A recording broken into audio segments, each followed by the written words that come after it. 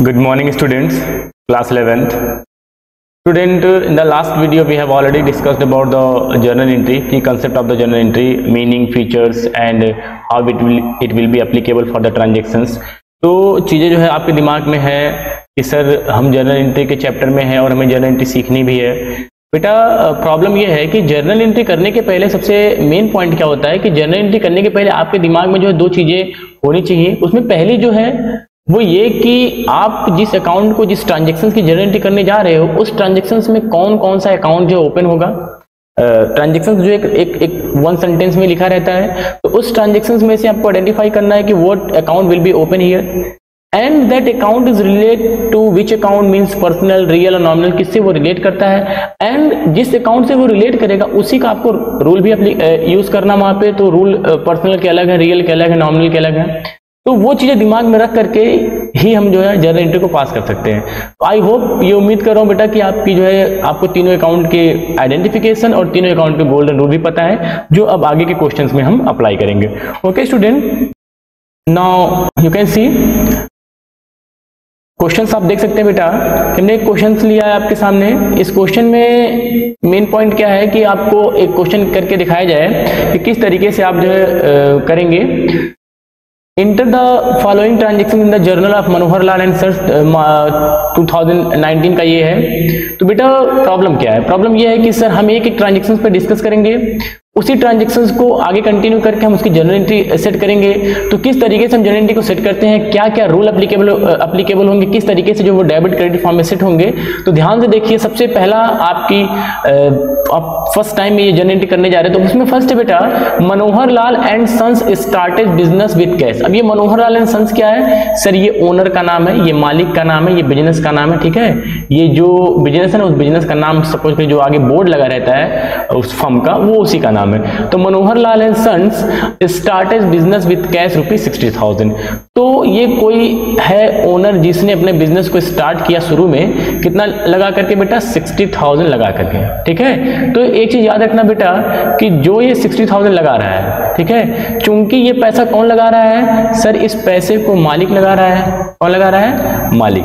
मालिक मतलब ओनर, इसको आप कह सकते हैं। और मैंने आपको ये चीज बताई थी बेटा अकाउंटिंग इक्वेशन में ही कि जो पैसा ओनर लगाता है उसको कहते हैं आप कैपिटल। अब कितने लोग इस बात को जानते हैं बेटा? सर इसमें से बहुत लोग जानते होंगे इस बात को कि the amount which are given by the owner, which are invested by the owner, that is called capital, ठीक है। क्योंकि कैपिटल किसी मालिक को नॉमिनेट कर रहा है, इसलिए ये रूल हो जाएगा आपका पर्सनल अकाउंट, ठीक है। जो भी पैसा देने वाला होगा वो कोई ना कोई नाम ही होगा, कोई पर्सन होगा, कोई आर्टिफिशियल होगा, कोई भी होगा, लेकिन वो पर्सनल अकाउंट ही होगा।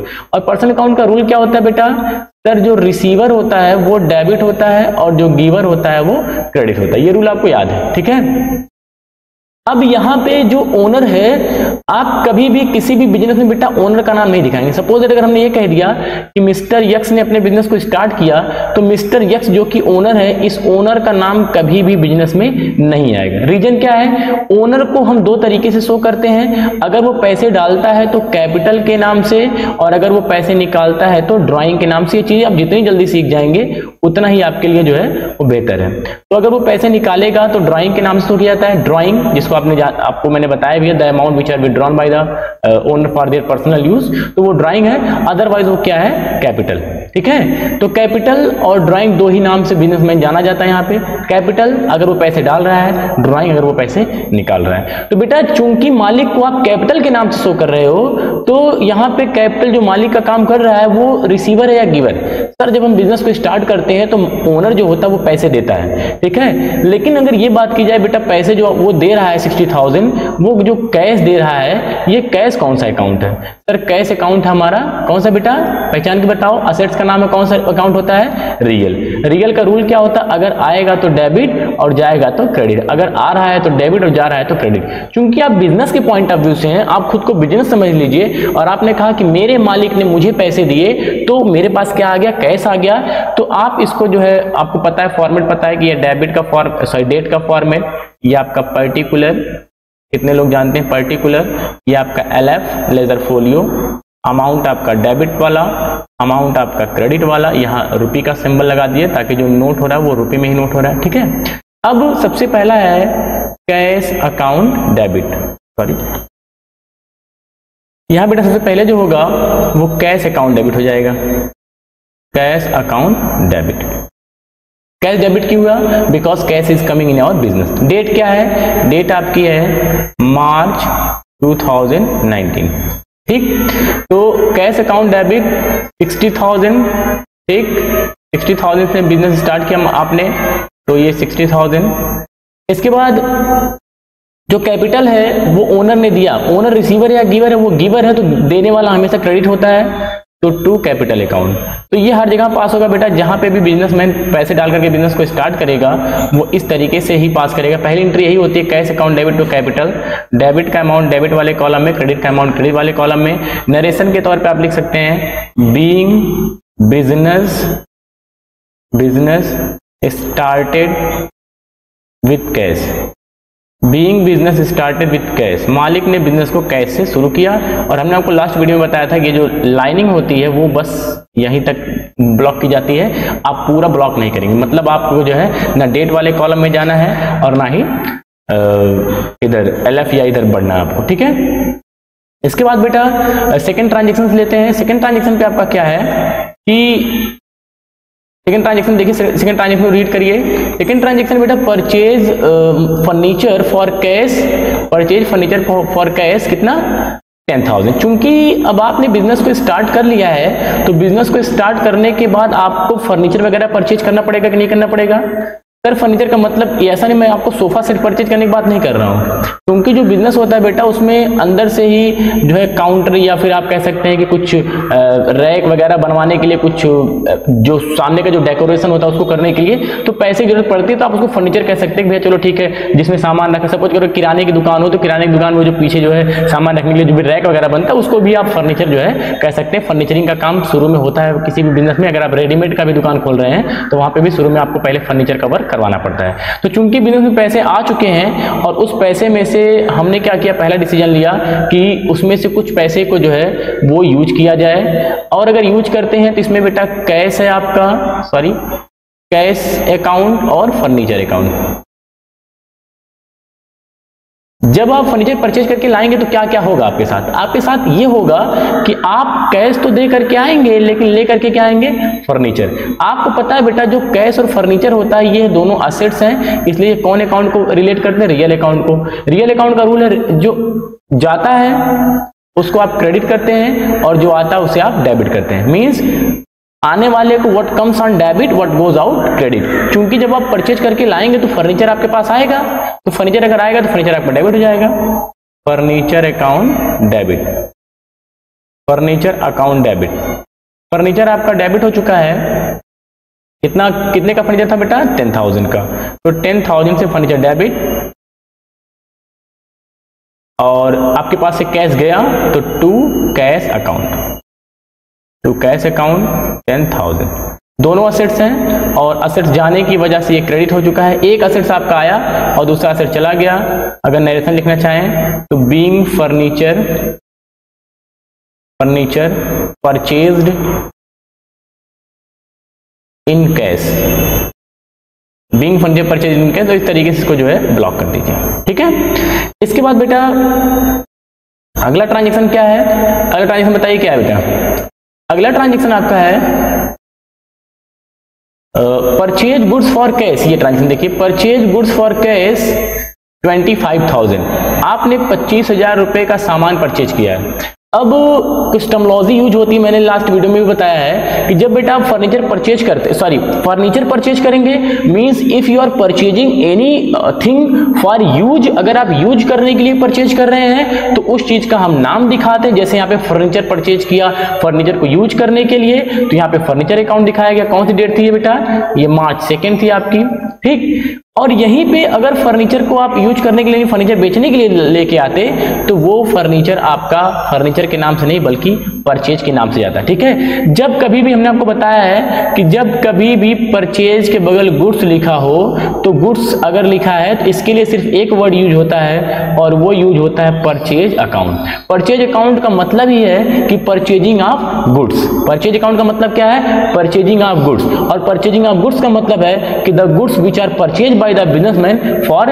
रीसेल। मीन जिसका उसका बिजनेस होता है, अगर वो उन सारी चीजों को परचेज करता है तो वो आपका परचेज अकाउंट बोला जाता है। ठीक है, मेरी बात समझ आई? तो एक चीज भी ये भी ध्यान रखेंगे कि अगर आप असेट्स परचेज कर रहे हैं तो असेट्स का नाम, जैसे यहाँ पे फर्नीचर परचेज किया तो फर्नीचर, बिल्डिंग परचेज किया तो बिल्डिंग, लैंड परचेज किया तो लैंड। लेकिन आपकी दुकान चूंकि मोटर बाइक की है तो जितनी बार आप मोटर बाइक परचेज करेंगे तो वो परचेज अकाउंट के नाम से दिखाया जाएगा, because that motor bike is purchase by you और रीसेल। आपका बिजनेस ही मोटर बाइक का है, तो जिस चीज का बिजनेस रहता है उसको आप गुड्स ट्रीट करते हैं और परचेज गुड्स की कंडीशन में परचेज अकाउंट यूज करते हैं। परचेज अकाउंट का पूरा मतलब होता है purchasing of those goods which are purchase by the businessman for resale. तो एक तो परचेज अकाउंट हो गया।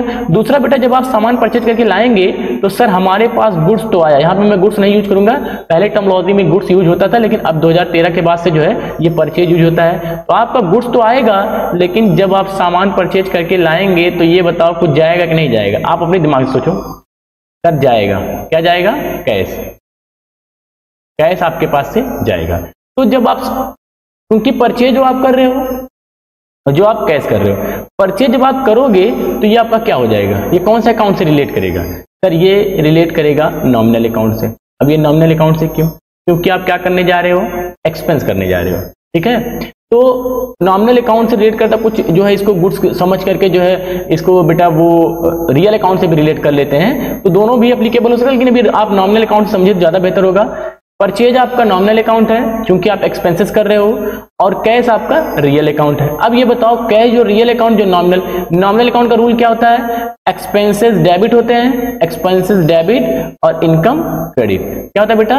Expenses debit, income credit. तो चूंकि आप परचेज कर रहे हो, दैट इज योर एक्सपेंस, तो यहाँ पे परचेज को डेबिट कर दीजिए, purchase account debit, purchase account debit to.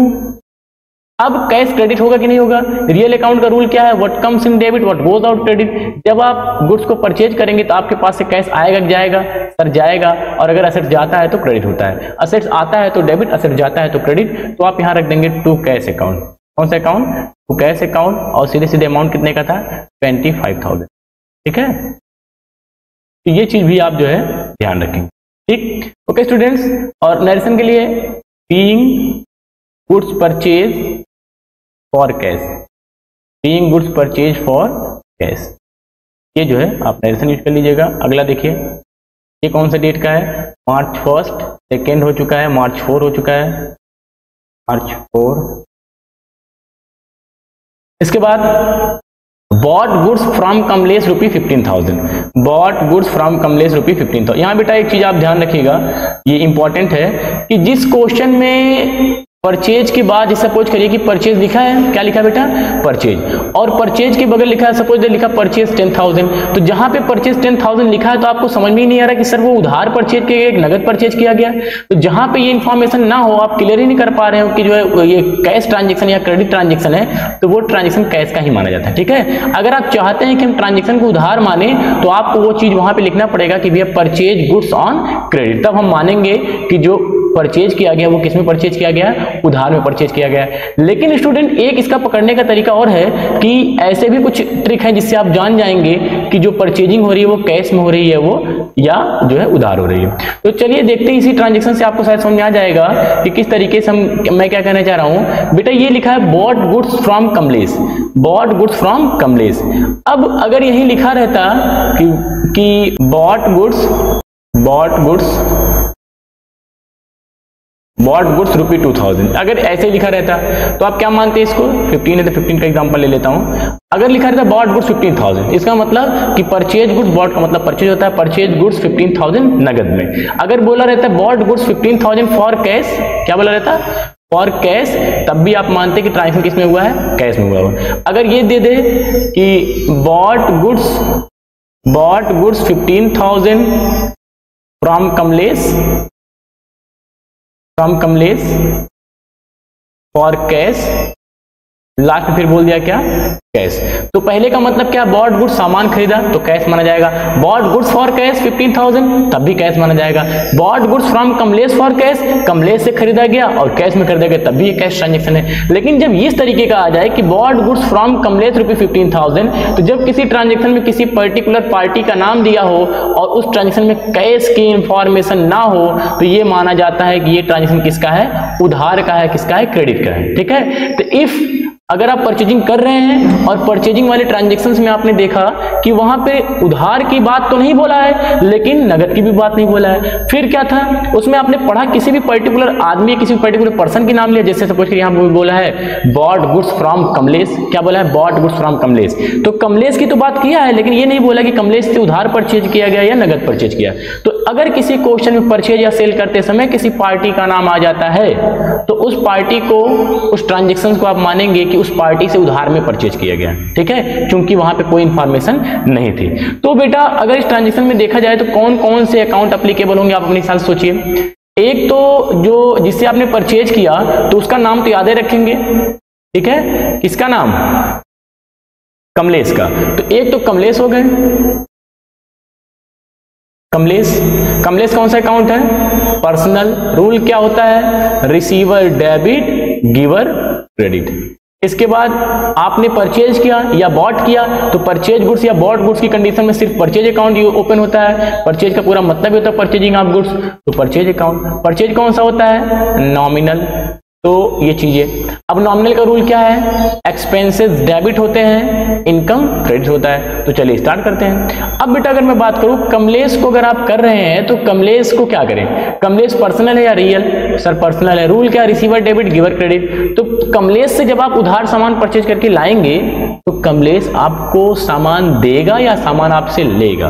Means question मेरा ये है कि क्या कमलेश रिसीवर है या गिवर है, सर कमलेश गिवर है। रीजन क्या है, क्योंकि कमलेश आपको कहेगा ले जाओ उधार में। ठीक है, और जब आप परचेज करके आएंगे तो एक्सपेंसेस आपके डेबिट होते हैं, तो ऐसा नहीं कि आप पेमेंट करें या ना करें, उधार हो या नगद, बाद में पेमेंट आपको करना ही है। तो ये एक्सपेंसेस हैं और वैसे भी परचेज हमेशा डेबिट होता है, ये बात भी अगर आप याद रखेंगे तो शायद आपके लिए बेहतर होगा। Purchase account debit to Kamlesh, purchase account debit to Kamlesh, यहाँ पे post office to Kamlesh account. ठीक है, रीजन क्या है कि जब भी किसी का नाम लिखिए तो वहां पे पोस्ट ऑफिस लगा करके लिखिए। तो टू कमलेश अकाउंट कितना है बेटा, 15,000। ठीक है, 15,000। तो ध्यान रखिएगा थोड़ा, यहाँ पे नरेशन के तौर पे क्या लिखेंगे, यहाँ नीचे being goods purchase from Kamlesh, being goods purchase from Kamlesh on credit. तो ये चीज ध्यान रखिएगा। ठीक है, आगे कुछ ट्रांजेक्शन देख लेते हैं बेटा। इसके बाद परचेज गुड्स फ्रॉम सोहन। अब आप बताओ, आप में से कितने लोग बता सकते हैं purchase goods from Sohan. Sir purchase बोला है, इसके बाद सोहन बोला है, कहीं पे कैसी ट्रांजेक्शन नहीं है, मतलब ट्रांजेक्शन किसका है, क्रेडिट का है या कह सकते हैं उधार का है। उधार के ट्रांजेक्शन पार्टी का नाम याद रखते ही रखते हैं, क्योंकि सर परचेज की बात हो रही है तो परचेज अकाउंट ही ओपन होगा। हमने कई बार बोला है कि परचेज की कंडीशन में परचेज हमेशा डेबिट होता है क्योंकि परचेज आपका एक्सपेंस होता है। तो फटाफट लिख दीजिए यहाँ पे purchase account debit, purchase account debit कितने से, 6,000 से। फॉर्मेट आपका वही है, डेट का फॉर्मेट है, ये पर्टिकुलर है, ये आपका एलएफ है, ये डेबिट है, ये क्रेडिट है यहाँ पे। ठीक है, वो वहीं से आ रहा है।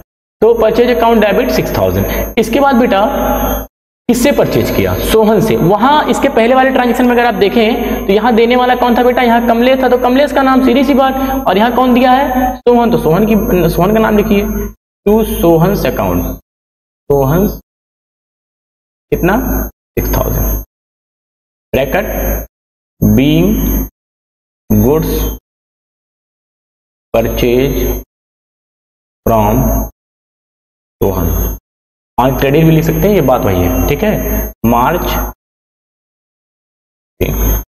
नेक्स्ट ये आप ब्लॉक कर दीजिएगा यहाँ से यहाँ तक। मार्च 18 का, मार्च 18 में देखिए purchase goods from Sohan for cash. अब की बार क्या बोला, सोहन की तो नाम लिया है। अच्छा सर नाम भी ले ले और कैश भी दे दे तब हम किसको प्रेफरेंस दे देंगे, अगर नाम भी ले ले और कैश भी दे दे तो आप प्रेफरेंस हमेशा कैश को ही देंगे। तो यहाँ पे सोहन से तो परचेज किया लेकिन कैश में परचेज किया, तो भैया परचेज की कंडीशन में सर ने बताया कि परचेज हमेशा डेबिट होता है अगर आप सामान को परचेज कर रहे हैं, चूंकि ये एक्सपेंस है। तो परचेज अकाउंट डेबिट कितना, 8,000। लेकिन बेटा इसके पहले क्या, अगर आपने सोहन से परचेज किया तो सोहन, लेकिन अब की बार आपने सोहन से नहीं परचेज, उसको क्या दे दिया, कैश। वैसे भी कैश अगर अगर आपके पास से जाएगा तो वो क्रेडिट हो जाएगा यहाँ पे 8000, ठीक है। ब्रैकेट में नरेशन क्या है कि being goods purchase for cash, ठीक, ये हो गया। आगे है बॉट गुड्स फ्रॉम कमलेश। अब फिर वही है बॉट गुड्स फ्रॉम कमलेश। अब की बार आप क्या करेंगे, same entry, purchase account debit to Kamlesh, जैसा भी पीछे आपने किया था 15,000, वही तो है। एक्सपेंस को डेबिट कमलेश, तो परचेज की कंडीशन में परचेज डेबिट होता है, ये सेम है, सेम ट्रांजेक्शन आपका है, ठीक। इसके बाद नरेशन भी सेम हो जाएगा। डेट क्या थी, March 5, शायद कॉपी हो गया। इसके बाद बेटा paid rent for the office, paid rent for the office. अब अगर आप रेंट पे करेंगे तो रेंट क्या है, जिसको आप कहते हैं कि सर किराया होता है, ये रेंट अगर आप देंगे, रेंट सीधे से पता भी चल रहा है कि सर ये हमारा खर्च है, और खर्च की कंडीशन में कौन सा रूल लगता है, नॉमिनल रूल। क्या होता है, एक्सपेंस डेबिट होते हैं, इनकम क्रेडिट होता है। ये एक्सपेंसेस आपके डेबिट, ये इनकम आपका क्रेडिट, ठीक है। तो जब आप रेंट पे करेंगे तो रेंट तो आपने एक्सपेंस तो कर दिया, लेकिन इस रेंट की वजह से हमारा कैश जो है चला जाएगा। कैश कौन सा अकाउंट है, रियल अकाउंट। रियल अकाउंट का रूल क्या है, अगर आए तो डेबिट करो और जाए तो क्रेडिट करो। चूंकि आपके पास से कैश जाएगा तो कैश क्या हो जाएगा, क्रेडिट हो जाएगा। रेंट खर्चा होने की वजह से रेंट अकाउंट डेबिट, कितना 1000, rent account debit 1000 to cash, rent account debit 1000 to cash. कोई दिक्कत, कोई भी बेटा खर्चा हो, अगर आप उसका पेमेंट करना चाहे, वो रेंट हो, सैलरी हो, ऑफिस एक्सपेंस हो, इलेक्ट्रिसिटी हो, कुछ भी हो, उसको डेबिट करके rent account debit to cash, salary account debit to cash, wages account debit to cash, जो भी हो उसको आप डेबिट करके टू कैश कर देंगे। ओके स्टूडेंट्स, तो ये कुछ आपके सामने होमवर्क है, इस होमवर्क को करिएगा। देखिए इसमें same business started with cash, purchase है, शुभम कैश फर्नीचर परचेज किया गया है, ये इस तरीके से ट्रांजेक्शन लगभग सेम है। रेंट है, वेजेस है, कमीशन रिसीव किया है, ये आपकी इनकम हो जाएगी। जैसे आपका रेंट हमेशा या एक्सपेंस हमेशा डेबिट होता है, वैसे इनकम आपकी क्रेडिट हो जाएगी। ये ट्रांजेक्शन में आप टेंशन मत लीजिएगा, ये withdrew cash from office for personal use है, तो ये कर पाइएगा तो करिएगा, नहीं नेक्स्ट वीडियो में डिस्कस किया जाएगा। ये ड्राइंग की बात कर रहा है, ठीक है स्टूडेंट्स। तो आई थिंक जो है that is enough for today. Thank you, have a nice day.